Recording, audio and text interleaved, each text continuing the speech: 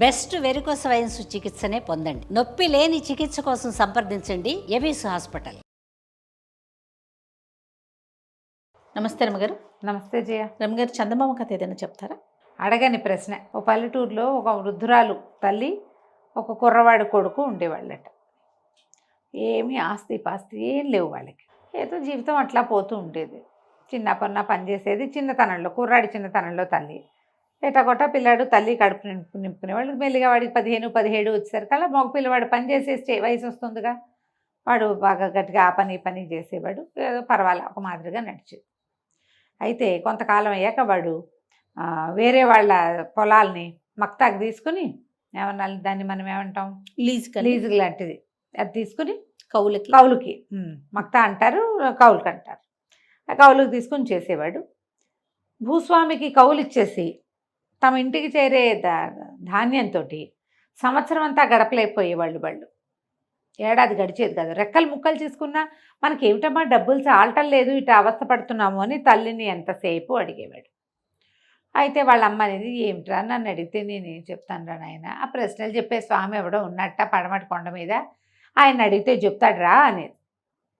సరే కొన్నాళ్ళు గడిచాక కుర్రాడికి ఎలాగైనా ఆ పడమటి కొండకి వెళ్ళి అక్కడుండే ప్రశ్నలు చెప్పే స్వామిని, ఎందుకు నా జీవితం బాగుపట్టలేదు అడగాలను, నాకు ఈ డబ్బు ఎప్పుడు సరిపోతుంది, ఎప్పుడు మాకు సరిపడా డబ్బులు వస్తాయి అని అడగాలని అనిపించింది. సరే ఏం చేశాడు, ఓ సంవత్సరం ఇట్లా మక్తా ధాన్యం రాగానే తల్లికి అన్నీ ఏర్పరిచి పెట్టి, అమ్మ నేను పడమటి కొండకి వెళ్ళొస్తాను, అడిగొస్తా, దారిలో నా భోజనం నా ఏర్పాటు నేను చేసుకుంటా, నువ్వు మాత్రం జాగ్రత్తగా ఉండు అని తల్లికి ధాన్యము వగైరా సామాన్లు అన్నీ అప్పచెప్పి వెళ్ళాడు. వెళ్తే 7 రోజులు నడవగా కొంత మేరకు చేరాడు.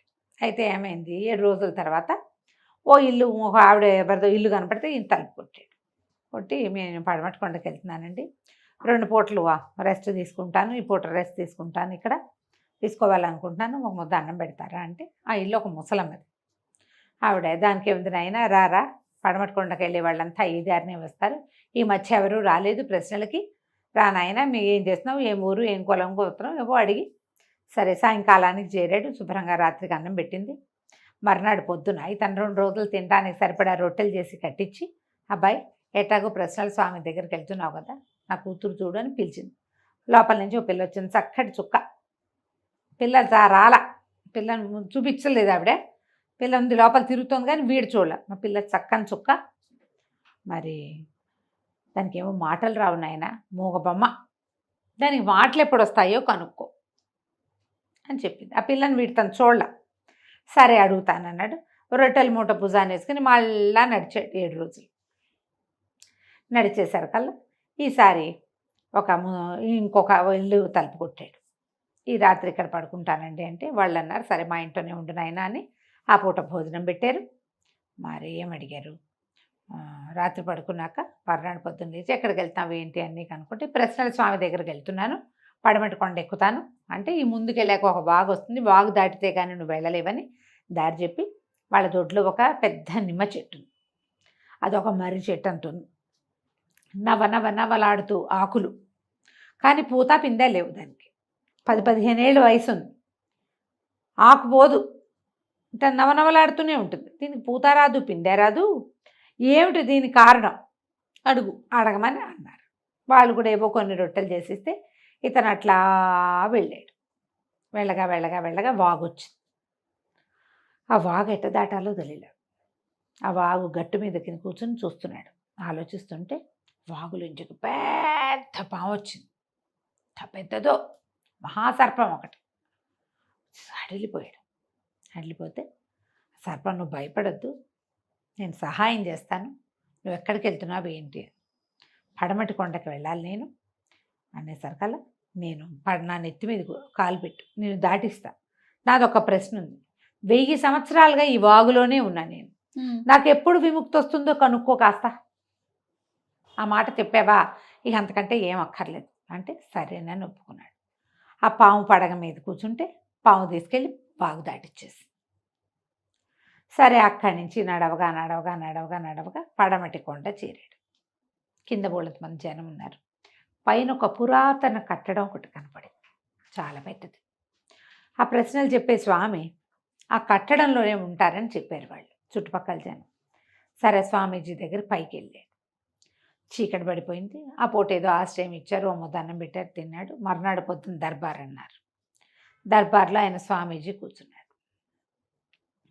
సరే ఏం అడగాలనుకున్నామంటే, నాదొక్క ప్రశ్న అండి, మధ్యలో 3 ప్రశ్నలు జమ అయినాయి, యాడ్ అయినాయి, మరి 4 ప్రశ్నలు అండి. నేను ఎవరివైనా సరే, నీవా ఇంకొకళ్ళవా సంబంధం లేదు, 3 ప్రశ్నలకే నేను సమాధానం చెప్తాను అన్నాడు. ఈ అబ్బాయి ఎందుకు వచ్చాడు అసలు ఇంత దూరం? నాకెందుకు సంపాదన రాదు, నాకెందుకు డబ్బు తన సమస్య కోసం తన ప్రశ్న అడగల, ఈ 3 అడిగాడు. వాళ్ళ ముగ్గురివి అడిగాడు. 3 ప్రశ్నలకి సమాధానం లభించింది. దండం పెట్టుకుని వచ్చాడు. ఇక మళ్ళీ నడు నడు నడు నడు నడిచి వాగు దగ్గరికి చేరాడు.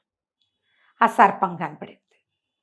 అడిగావా నా గురించి అన్నాడు. ఎందుకు అడగలేదు, బ్రహ్మాండంగా అడిగాను. నీ నెత్తి మీద ఒక మణి ఉందిట, నీ తల మీద మణిని కనుక తీసేస్తే నీకు శాప విమోచనం వస్తుందని చెప్పాడు ప్రశ్నల స్వామి. ఆనంగానే సర్పం తన పడగ ఇట్లా విశాలంగా చేస్తే మణి కనపడుతోంది పడగ మీద. మామూలుగా ఇట్లా కనపడుతుంది పాము, కొంచెం అది బాగా ఇట్లా విప్పారిస్తే కానీ కనపడదు. ఎవరో తీయటం ఎందుకు, నువ్వే తీసేసి అంటే ఆ సర్పపు దగ్గరికి వెళ్ళి తన మణి లాగాడు పెట్టి. ఆ మణిని లాగేసరికి ఈ సర్పం ఒకేసారి గంధర్వుడిగా మారిపోయింది. ఆహాహా ఎంత హాయిగా ఉంది, నా జీవితాన్ని నాకు ఇచ్చావు, ఆ మణిని నువ్వే ఉంచుకో, నాగమణిని నువ్వే అట్ట పెట్టుకో అని చెప్పి మణిని వదిలిపెట్టేసి వెళ్ళిపోయాడు. ఏం చేసుకుంటావు, నాగమణి ఏదో ఉపయోగపడుతుందిలే, నాగమణి దగ్గర ఉంటే పాములు గర్రవ్వు అవి చెప్పుకునేవాళ్ళు. ఆ మణిని 2 పెట్టుకుని మళ్ళీ నడిచాడు 7 రోజులు. నడవగా ముసలాయన ఇంటికి వెళ్ళాడు. ఫస్ట్ వాళ్ళ దొడ్లో పెద్ద నిమ్మ చెట్టు ఉంది కదా, అక్కడికి వెళ్ళేసరికల్లా వాళ్ళు ఇతను చూసి సంతోషించి, ఊరిని బాగానే వచ్చావు, నెల తిరిగేసరికల్లా వచ్చేసావు నాయన, దాదా ఏమన్నా తిందుగానని ఇంట్లో తీసుకెళ్ళి తినిపించారు. సరే పిచ్చాపాటి మాట్లాడారు, ప్రయాణం కుశలంగా జరిగిందా కనుక్కున్నారు. మా నిమ్మ చెట్టు మాట ఏమన్నా అడిగావా నాయన అన్నారు. అడక్కేమండి, బ్రహ్మాండంగా అడిగాను. మీ నిమ్మ చెట్లు మొదట్లో పెద్ద పాతు ఉందిట, నిక్షేపం ఉంది, నిక్షేపాన్ని కనుక తీసేస్తే అది కాస్తుందని చెప్పాడు. అనగానే వెంటనే ఆయన కొడుకుని పిలిచి, కొడుకు ఆయన కలిసి ఒక పెద్ద గుణపం తెచ్చారు, పార తెచ్చారు. ఈ నిమ్మ చెట్టు మొదట్లో తవ్వటం మొదలుపెట్టారు. తవ్వగా ఒక 2 నిలువల లోతున పెద్ద గంగాళం దొరికింది వాళ్ళకి. గంగాళం నిండా మణులు మాణిక్యాలే. దాని పవర్ వల్లే ఇది పుయ్యదు కాయదు. పైకి లాగలేకపోయారు తండ్రి కొడుకు. వీడు మన కుర్రాడు కదా, వీడు బాగా వ్యవసాయంలో ఆరితేరున్నాడు, వీడు కూడా సాయం బట్టి పైకి తీసుకొచ్చారు. వాళ్ళు ఆశ్చర్యపోయి, అబ్బాయి మేమేం పెద్దగా ఉన్నవాళ్ళం కాదు, నిమ్మ చెట్టు కోసం చూస్తే ఇంత నిక్షేపం వచ్చింది, నువ్వు కూడా నీ వాటా తీసుకో, దీన్ని 3 వంతులు చేద్దాం, మా అబ్బాయి కోటి నా కోటి 3వది నీకు, నువ్వు చెప్పకపోతే మాకు తెలిసేది కాదు, నేనేనాడో పోయేవాడిని, నా కొడుకు పోయేవాడు, చెట్టు కొట్టేసేవాళ్ళం కొన్నాళ్ళకి అంతే. నిమ్మ చెట్టు నీడివ్వదు, ముళ్ళుంటాయి దాని కింద, కాయలు కాస్తే నిమ్మ చెట్టు మంచిది, లేకపోతే ఎందుకు, దాన్ని నవనవ చూసి ఉంచుకున్నారు ఇన్నాళ్ళ నుంచి, 10 ఏళ్ళ నుంచి. అక్కడి నుంచి ఇంత సంచుల నిండా పోసి ఈ అబ్బాయి చేతికిచ్చారు. ఏం చెప్పాడు, ఏమనుకున్నాడు, తనకు ఎందుకు డబ్బులు రావట్లేదో కనుక్కోవాలనుకుంటే ప్రశ్న అడక్కపోయినా మణి వచ్చింది, మాణిక్యాలు వచ్చాయి. మొత్తం ఈ ధనం అంతా మోసుకుంటూ నడిచాడు. 7 రోజులు నడిచి ముసలావిడ ఇంట్లోకి వచ్చాడు. ఆవిడ అన్నం పెట్టింది. బాబు మా అమ్మాయి సంగతి అడిగావా అంటే, ఈ లోపల ఆ అమ్మాయి లోపల నుంచి వస్తుంటే ఇతను అన్నాడు, అమ్మాయి కాబోయే భర్త కనుక కనపడితే మాటలు వస్తాయి ఇట్లేండి, పర్వాలేదు, మీ పిల్ల మగపిల్ల కాదు, మాట్లాడదు అంతేట, మొగుడు కనపడంగానే మాట్లాడుతుంది అన్నాడు. ఆ లోపల నుంచి నడిచి వస్తున్న పిల్ల బయటకు వచ్చి, అమ్మాయి ఎవరే ఈ అబ్బాయి అని అడిగింది. అడగగానే ముసలావిడ ఆశ్చర్యపోయింది.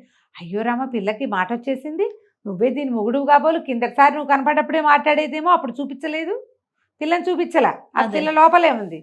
సరే దాంతో ఆవిడ సంతోషించి, మా బాబే పెళ్లి చేసుకొని ఆయన పెళ్లి చేసేస్తాను, మీ ఇంటికి తీసుకెళ్ళు, తర్వాత ఎప్పుడో మేము వస్తానులే అని పిల్లనిచ్చి పెళ్లి చేసేశారు. ఆ పిల్లని ఎడ్ల బండి మీద ఎక్కించుకుని తను తెచ్చుకున్న ధనపు బ్యాగులు కూడా దాని మీద పెట్టి ఇంటికి నడుచుకుంటూ పోయాడు. ఇంటికి వెళ్ళిపోయాడు. ఇంటికి వెళ్ళేసరికల్లా సరే తలుపు కొడితే వాళ్ళ అమ్మ తడుగుకుంటూ వచ్చి తలుపు తీసింది. అమ్మ ఏమిటి తడుగుకుంటున్నావు, ఏమైందమ్మా అంటే, ఆయన ఏంటో నాకు కళ్ళు పోయినాయి అనేసరికల్లా, అయ్యో ఇట్లా అయిపోయిందని ఉండమ్మా, ఇదిగో నీ కోడల్ని తీసుకొచ్చాను అని చెప్పేసి ఆ పిల్లని చేత్తో పుచ్చుకెళ్ళి తల్లి దగ్గరికి వెళ్ళాడు. తల్లి దగ్గరికి వెళ్ళి తల్లినింట కావలించుకున్నాడు. ఆ తల్లి ఏమో, ఎంత చక్కటి పిల్లని తెచ్చావురా, పిల్ల ఎంత చక్కగా ఉంది, ముచ్చటగా ఉంది, మనం వెతికితే దొరకదే ఇట్లాంటి పిల్ల అంది. అనగానే అమ్మ కళ్ళు పోయాయి అన్నావు కదే, నీ కళ్ళేటా ఏమోరా ఇప్పుడే కనిపిస్తున్నాయి, ఇన్ని రోజుల నుంచి కళ్ళే కనపట్లేదండి. ఈ అబ్బాయికి అప్పుడు తట్టింది, నా దగ్గర నాగమణి ఉంది, ఆ మణి ప్రభావం వల్ల పోయిన కళ్ళు వచ్చేసినాయి. ఓహో, హాయిగా సంతోషించాడు. నేను ప్రశ్న అడక్కపోయినా మంచి. అడగని ప్రశ్నకి సమాధానాలు ఆటోమేటిక్గా దొరికేసినాయని హాయిగా బోల్డ్ పొలం కొనుక్కుని మణిమాణిక్యాలతోటి భార్యతోటి అమ్మతోటి సుఖంగా ఉన్నాడు. కథ కంచికి మన ఇంటికి. భలే ఉంది రమ్మగారు, ఇలా జరిగితే బాగుంటుంది. ఎంత బాగుంటుందో, అందుకే దీన్ని కథ అంటారు. అది నిజం. నమస్తే అండి. నమస్తే.